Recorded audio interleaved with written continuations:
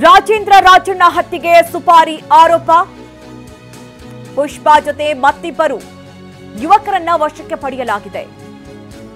ಹತ್ಯೆಗೆ ಸುಪಾರಿಗೆ ಸಂಬಂಧಪಟ್ಟಂತೆ ವಶಕ್ಕೆ ಪಡೆದಿದ್ದಾರೆ ಪೊಲೀಸರು. ವಶಕ್ಕೆ ಪಡೆದು ವಿಚಾರಣೆಯನ್ನ ನಡೆಸಿದ್ದಾರೆ.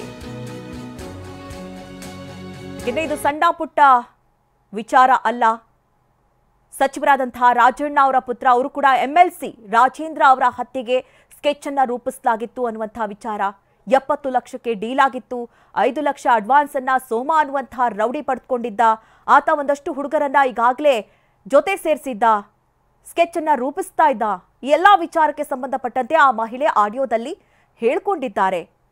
ಹಾಗಾದ್ರೆ ನಿಜಕ್ಕೂ ಆ ಮಹಿಳೆ ಹೇಳ್ತಾ ಇರೋದು ನಿಜಾನಾ? ಈ ಮಹಿಳೆ ಹತ್ರ ಸಾಕ್ಷಿ ಏನಾದ್ರೂ ಇದೆಯಾ? ಆಡಿಯೋದಲ್ಲಿ ಆಕೆ ಹೇಳಿರೋದು ಬಿಟ್ರೆ ಆ ಮಹಿಳೆ ಬಳಿ ಏನಾದ್ರೂ ಸಾಕ್ಷಿ ಇದೆಯಾ ಅನ್ನುವಂತಹ ಕುರಿತಂತೆಯೂ ಕೂಡ ಈಗ ವಿಚಾರಣೆ ನಡೆಸಬೇಕಾಗಿದೆ. ಹೀಗಾಗಿ ಪೊಲೀಸರು ಆ ಮಹಿಳೆಯನ್ನ ವಶಕ್ಕೆ ಪಡೆದಿದ್ದಾರೆ.